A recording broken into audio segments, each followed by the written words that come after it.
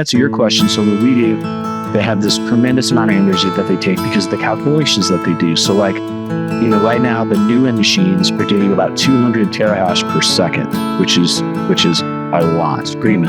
Yeah, you're talking just trillions of calculations. It's an incredible number.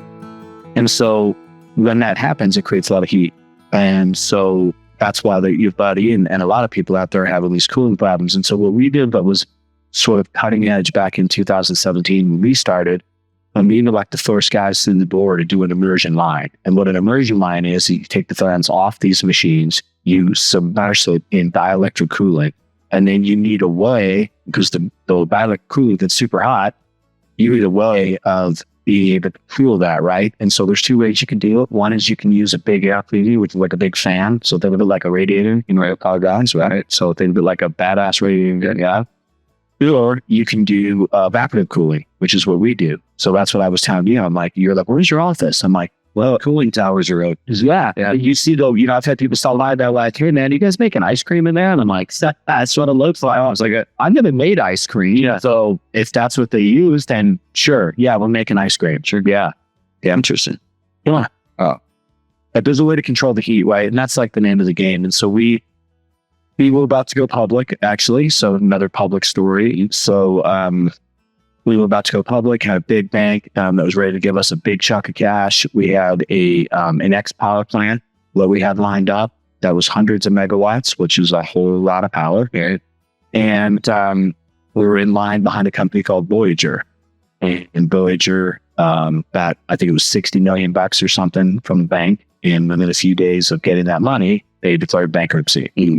So that was the start. When people hear crypto, they think of this Bankman-Fried. So they thought, the sit-down crooks, or, the Terra Luna and the Ponzi's, and there's all this stuff going on. I'm like, where you have money, you have criminals. That's a very unfortunate part of the business, right? But that was really the start of what we call a crypto linger. And so I have my registration statement done, which is what you do before you go public. You do an audit. These are both very expensive items to do. And if you can imagine standing at the door, ready to enter the public markets, I would have the lights get shut off. Yeah.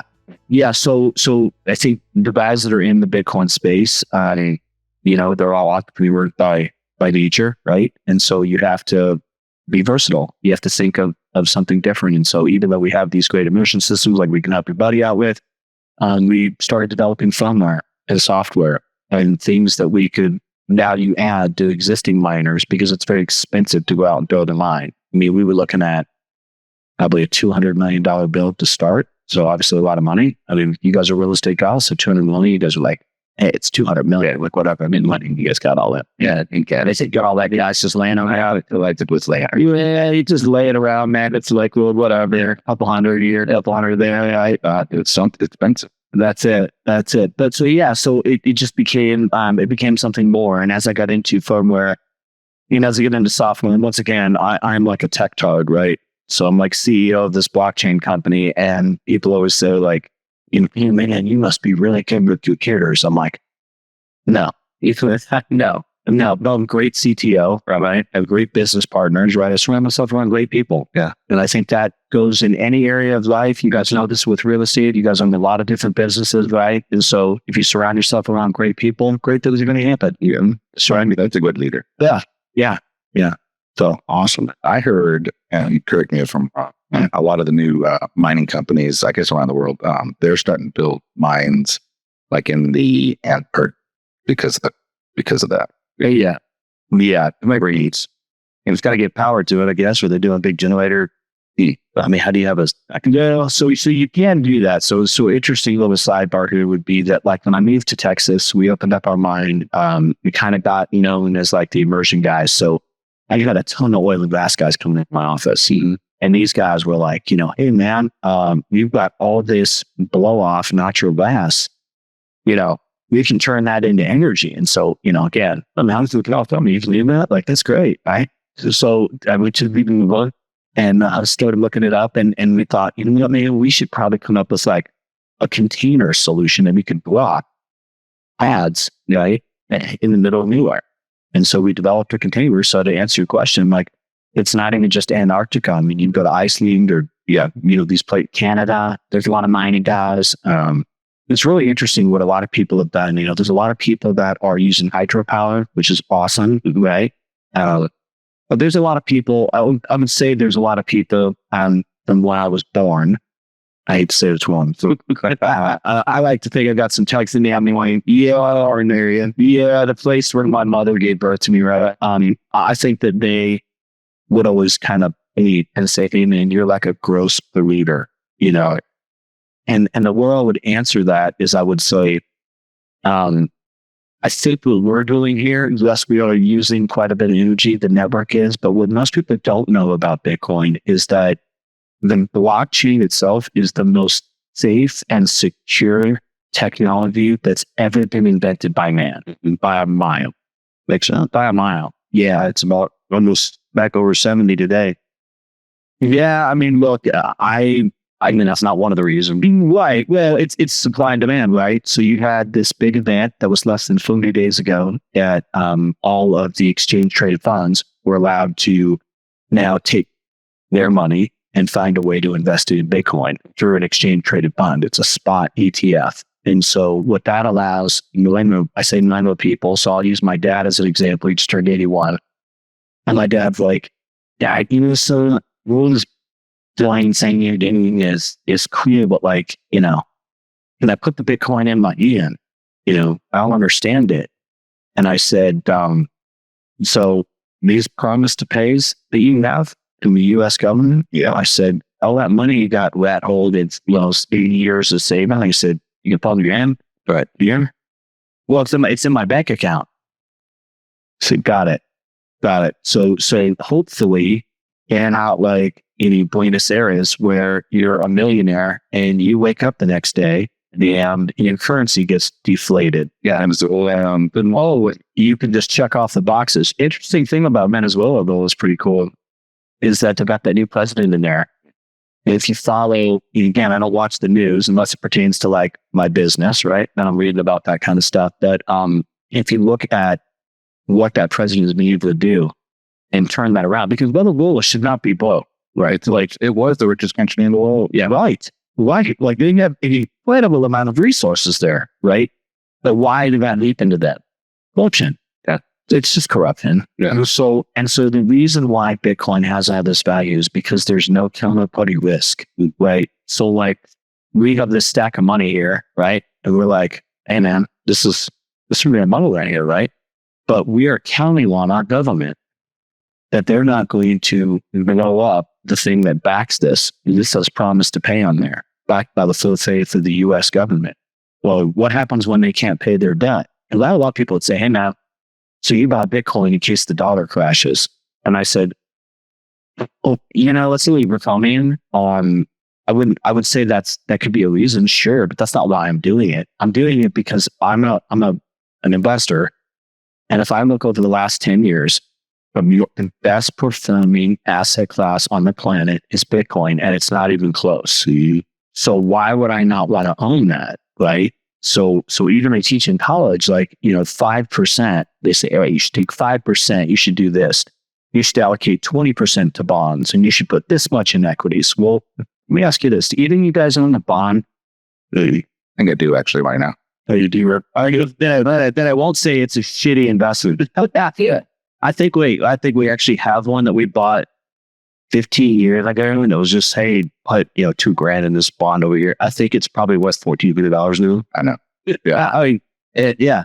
They're traditionally they're not good investments, right? And so the thing that I think most people don't understand, this is really important. I saw a chart. I'm going to sidetrack here for a second. I saw a chart this morning, and it was how many people have you orange pilled? Which orange pill and Bitcoin is you've convinced people that Bitcoin is the way. And it was 0 to 10 was this percentage, and it was kind of going through it.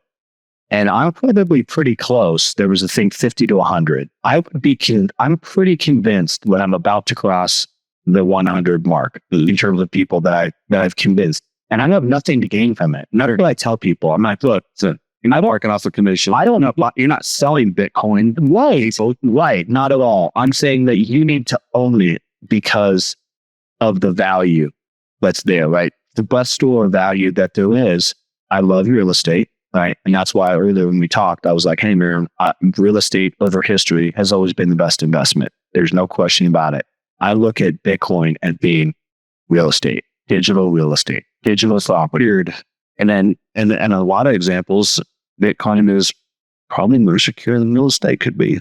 Yeah, it's more liquid than real estate, right? It's got no maintenance cost, right? It's got no managers because it's not relying on guys paying rent. Let's say I hear that you own real estate in a different country, you'd have maybe some known corruption here and there.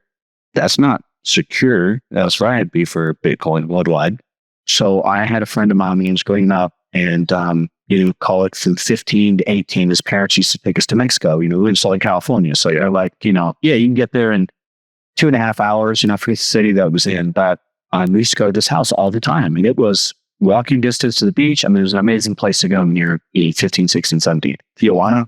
No, but I didn't go that. No, I had to use it. He drove down Sanjay as fast as you could get it. It was super fun when it was like 18 to 21, right? Like we had a pretty good time, and my mom's no longer here, so she's not watching. But yeah, we got in some trouble down there. But anyway, some point was when I was about 22 or 23, I remember, and this is back when we used to read the newspaper. They didn't still make a newspaper. They do still as a it does a paper.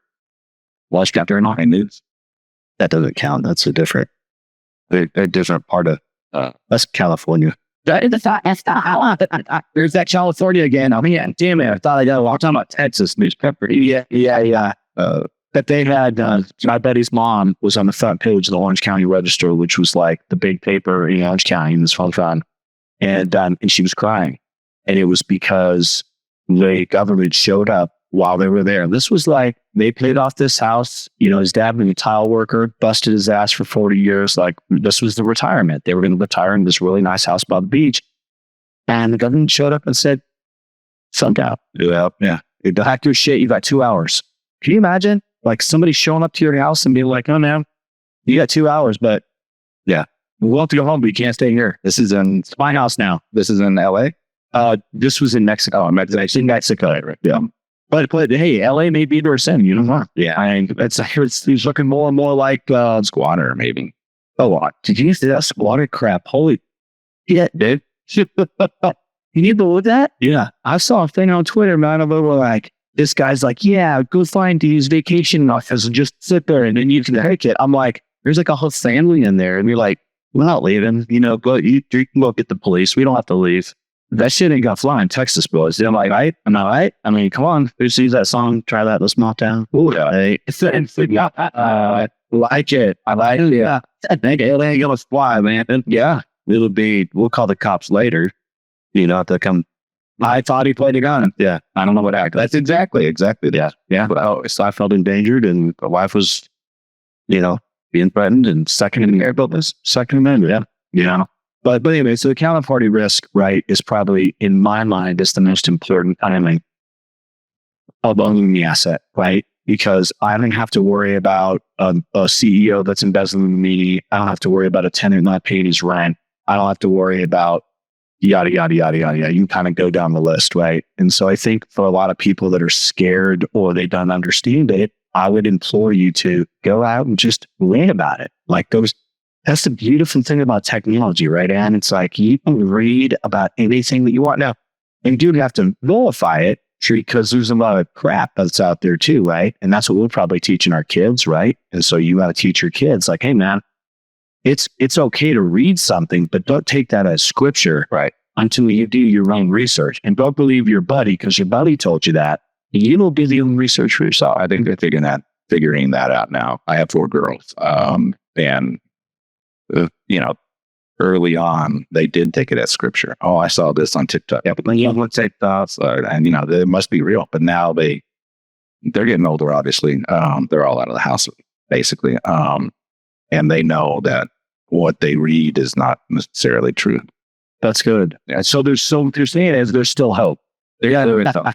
But it's a whole different part of parenting now. Yeah, these days. Yeah, because it's like, if there's electronic babysitters, which I would say majority of kids have, Oh yeah, they get the iPad. Yeah, a little bumper guard on it, right? You see those kids wandering around going, "Go start all going this," like the aliens all over the place. You do that, and you're zombies, and it's like they're being brainwashed through electronics like that, and then you got to correct it. Speaking of TikTok, so wasn't TikTok supposed to be banned? And again, I apologize for being ignorant about the news, but I thought they were banning TikTok. So I heard it's getting there. The last I heard was there was basically an ultimatum that was given by the U.S. Like, you're going to sell us TikTok, which is worthless. Yeah, and we can monitor it through a U.S. company, which is probably owned by the Chinese. But or we're going to ban it in the. I love it. Was it listening? Yeah, yeah. Sorry, excuse me. I didn't mean to cost them the microphone, but they did all that. Yeah, it's not good. Oh yeah, they're monitoring. Like, now, oh yeah, they're now on another list. Yeah, yeah, exactly. Well, are you into any other coins? So a lot of people ask me that. So I did recently own quite a bit of Ethereum because I wanted to have a balance. And so when Bitcoin was at about 28,000, I did something called a swap. So you can actually swap, blend crypto to another crypto. So instead of like, I'm going to sell my Ether and then I'm going to get the cash and then I'm going to turn around and I'm going to buy Bitcoin with it. So I did a swap. So you're able to do it right there, which is pretty cool. I still have a little bit because I do think that they're going to do an exchange traded fund for Ether. But as soon as that happens and there's momentum, I am out at 5,000 of that. Yeah. So I do own Solana. I really like that. Solana operates the same as Ethereum, but the fees to use it are significantly less. And so they call it a gas fee. Okay. And so what's nice about Ether, it's a very functional coin. So that's one of the reasons why I wanted to own it. I bought my first one at, I think it was $120. I bought mine at 4,000. Nice. So yeah, it's, I don't know, 35 nano maybe. I don't know where it's at, but you start well able to pick the top. But I would say that for the ones that are functional, I think those are good ones to own. But, a lot of people ask me like, the Dogecoin. Yeah. And yeah, my wife's cousin, here from California, and he was talking to me about, this P. Diddy coin, or I don't know what the hell it was. It was like, look at the show I was doing here. So if you might want to sell that one, dump it. Yeah, maybe do some exchange. Yeah, Jack, time to get out of that one. Yeah. But no, so I think those ones are really just gambling. And I try to explain to him, 22-year-old kid, and he's just kind of like, look how much money I've made. And I'm like, you're gambling. What are they like? Any stocks? Right. And every time he mentions anything about it, it does its own thing. And yeah, Elon Musk is an interesting character. Yeah, I bet against him one time. Yeah, I promised I would never do it again. He's a Texan. I bet it came down. He's a Texan. And but so I know he's a Texan, but didn't he leave for a minute? And I know he's got the Gigafactory, which is insane, right down in Austin. Yeah, it is or something, right? Yeah. But I thought he was going to I don't know. Maybe it was before he decided to give the middle finger to everybody that was trying to make him do stuff. But I thought for sure he was going to go back to slimy Silicon Valley, and then a short. It was kind of a short stint back. Yeah. So I was either buy a put option. I have not. Okay. So there's a way that you can purchase an option and you can actually bet a stock down. Right.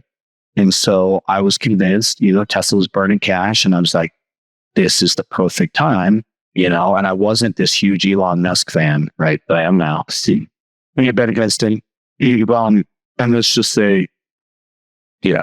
My kids may have to go to junior college. What was you have to have? I'm really good at sports. Yeah, you there to use all and son. Yeah, no, but to be serious though, so I promised that I would never, not a little bit against Elon Musk, but I thought it was a really good lesson for me to learn. Yeah, I think he knows what he's doing. He knows what he's doing, but it ties into what we talked about when we first started talking about is surrounding yourself around with people that you want to be like, who you aspire to be, right? I know, I'm sure you guys are the same way, right? I'm married left. So, my wife to do this. A better person than me, right? You strive to be better. You surround yourself around better people, right? And the people that aren't, you see them and go on about your business. And then you meet somebody that, lived right up the street from you and you hadn't talked to you. And the next thing you know, we're texting each other freaking every day, man. A couple little girls every once in a while. Hey, did you see that? Yeah, I see that. Oh, yeah. I think it's that acting. How much where do you live? You're like, dude, I live right up the street. Yeah, like, that's your house. I love that house. It was a trailer. You knocked it down. I'm moving on, It's funny the way I live. Yeah. There's a lot of people moving from Cali to here. I think, Joe Rogan did. It's increased as far as appreciation in real estate in Texas too. I mean, You get a lot more for your money. there's a lot more bang for your buck in Texas than California for sure. Yeah, that's changed quite a bit, guys. I mean, I've been here now almost 7 years. It's gone up, yeah. I can't believe it. Yeah, it's going way up. Oh yeah, and I say, and it's the truth. You guys are real estate, right? So, what's the real estate market doing? Like, educate me on that because money's expensive. I know money. So you and I have had the conversation about ranches because I started, once interest rates started, creeping up and inflation started really skyrocketing and everything else. And here, still doing a bunch of commercial, industrial stuff. A lot of land was kind of slowed down a little bit north to the reason being the expense of materials. Well, kind of got you a little bit more in line, but the interest rates are still high. So Feel like it's expensive. Yeah. Is they're just drawn back. So started focusing more on farm and ranch stuff. Well, the thing about Texas ranch lands, used to be every 10 years, it would usually double. You could plan on if you bought 100 acres, let's say you paid $1 million for it in 10 years, you can plan on, you do a little bit of improvements to it, it would double. So you could plan on maybe getting a couple million for it in 10 years. Yeah. The thing about Texas, and I'm going to use this as an example, I help sell real estate ranches all over Texas, mostly within 2 guys. Well, I got my guy run ready. Yeah, man. Well, I got 3 more years, man. I told my kids they're scared to death. I'm like, Ron, you got 3 more years for you to get out of school, bro. And I'm buy a cowboy hat and be ready. I got my cowboy hat. I got my CCs. Here, Jesus, we're all ready to go, man. Well, but Texas ranches in general, I'm going to use the last 20 years. And just personal experience it has doubled and it's quadrupled. So like that sucked. Doubled. It's doubled. I mean, insane. Yeah. I mean, stuff that you could buy. Yeah. Yeah. So see, that's where you need that little bell chime, like ting to real estate. Hello. Yep. Yep. He's like, yeah, I think I got something. Where? Hey, like, bring on, man. Touch real estate. Bring on. That was your shop. There's that. Take it. It's faster. Yeah. Investing in Texas ranches, man, is just a no-brainer. Yeah. And again, it's going to keep going. The newer influx that we get of people from your buzz state. Yeah, my man. It's helped quite a bit. But I mean, not just from there, but other places that are really trying to feed other states that are not as appealing. So how does it work if somebody wants to buy like a ranch, right? So I go out and I say, 100 acres, right? My wife's like, we need 10 acres. I'm like, well, you can have 10 acres and I'll be on the other night. Like, okay, yeah, because I want some land. Right. So if I want to buy a 100-acre ranch and it's got a little house on it, right? I could put a shop, right? Yeah. Come on. Yeah. I mean, yeah, great. That's right. That's important. But so how does the tax work on that? Like, do you need I'm learning, this is a little bit of tax in, right, that I've learned, but do you get like an ag exemption? You get an ag exemption on everything except you want to retain 1 acre for your homestead. Okay. Yeah. And that's just basically, you get your ag exemption, which is huge on large properties. Okay. Because that was one of the things I'm like, if it's based on the pricing you were talking about, right, which in case my kids watch this, we'll mention it all. But I was thinking about the taxes, right? Yeah, that's something like, I'm thinking about retirement, right? And of course, my kids are like, I'm like, Bitcoin's at 70 grand, retire. And I'm like, but if I retire, then I have to sell it. Yeah. Well, I'm like, you're not going to sell? I go, no. Yeah. No, I'll keep buying the top forever is what I'm going to do. Keep buying. That's it. And those are taxes. Yeah. And I mean, I'm not a tax attorney or an accountant. Oh, God, that's the lame or a little instinct. Come on in here. I'll put that in there. I was going to say, you got this beautiful building. That ought to be a lawyer in there somewhere. You know, the whole comment back to you surround yourself with people that are smarter than you. So you've got full departments like that. Who take of our guys and looking in the legal thing over here. County and legal, so they help on that perspective. School. Okay, so an educated guess, you're not a tax guy. We've established that, right? However, you get the ag exemption. It's a significant savings. So if you spend, let's just pretend that you spend $4 million, just pick a number. So you spend $4 million on the ranch. However, do they value that based on like per acre? Or is it like, Harry, I've got a 5,000 square foot house on it and a shop, and then the rest of the acre? Like, how do you segregate it and figure that out? Because if you spend $4 million, right, the taxes are going to be expensive. I don't think you can say segregation. Yeah, that I think it's me. You got to be thought out, man. I'm be explaining a little about this. And really another cup of coffee, my man. We like you more today already. Okay, one of the first things, in also with residential stuff, first thing is, hey, the county assessor wants to come out and see what you got. Can you tell me what you pay for it? We know you guys just bought it. Can you tell us? No, I'm not going to tell you what. You tell me what you think it's worth. That's right. That's right. Face you the one. That's what got Trump in trouble. Yeah. I mean, you tell me what it's worth. There's you don't need my dad. It's like, that was an atrocity, by the way.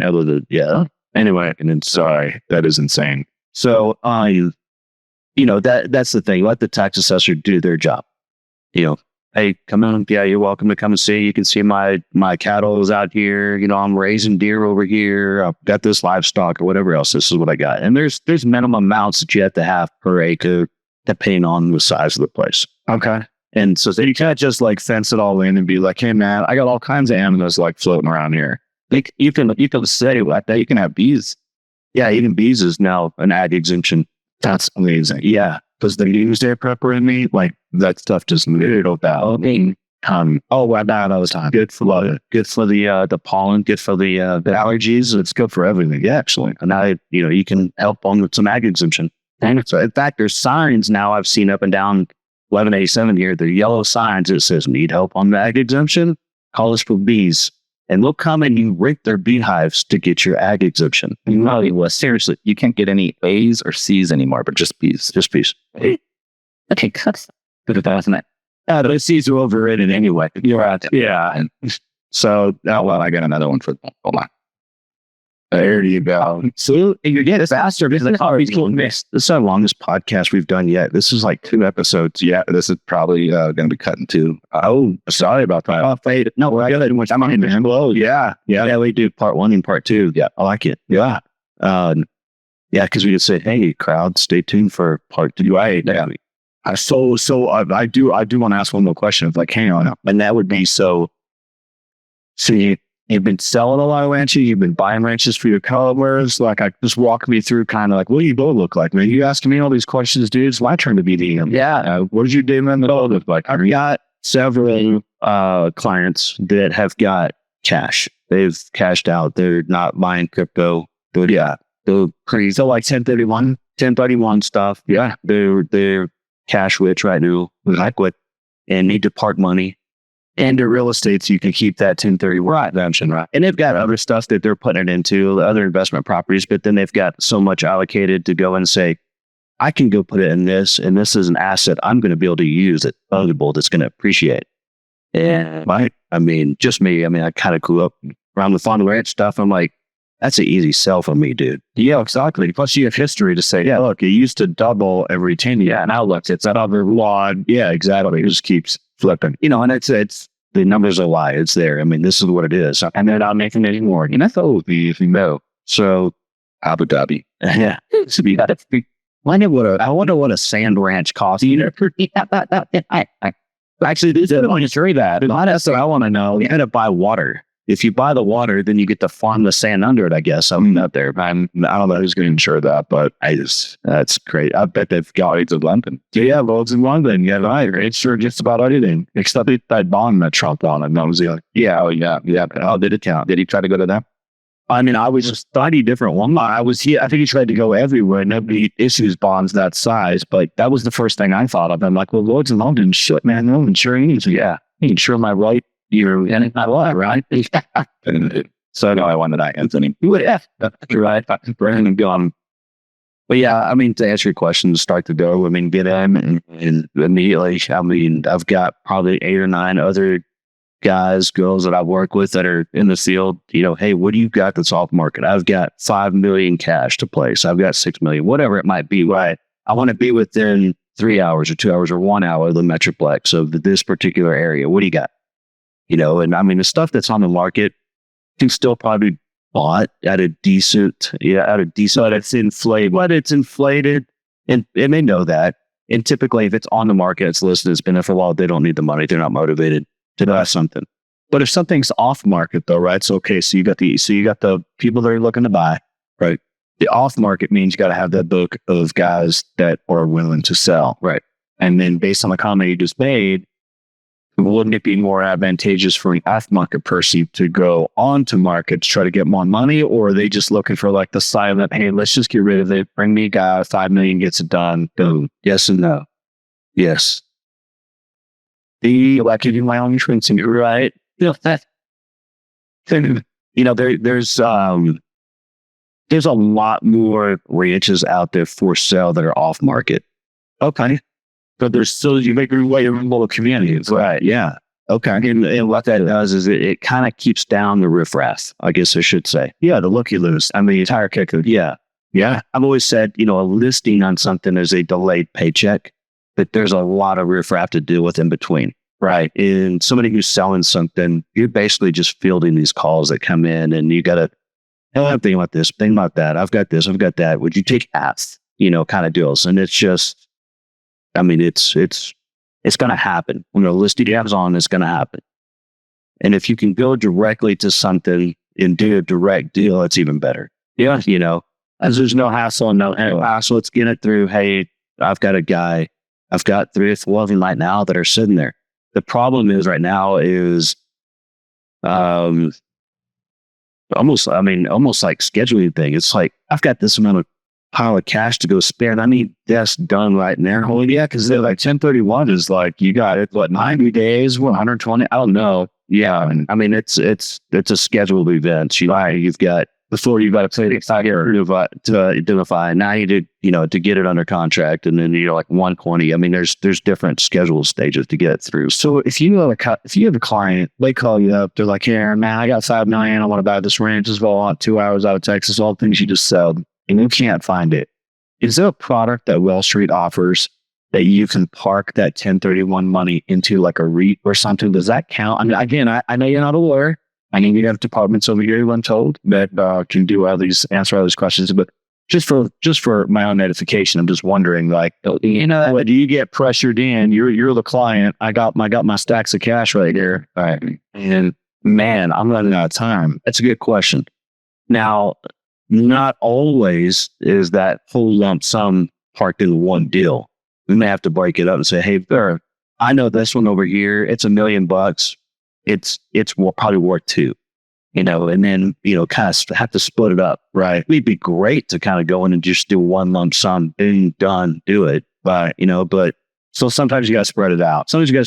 And I would say, man, about probably 50% of the time, I mean, it's got to be on the lower deal. It got to be split. So it's just,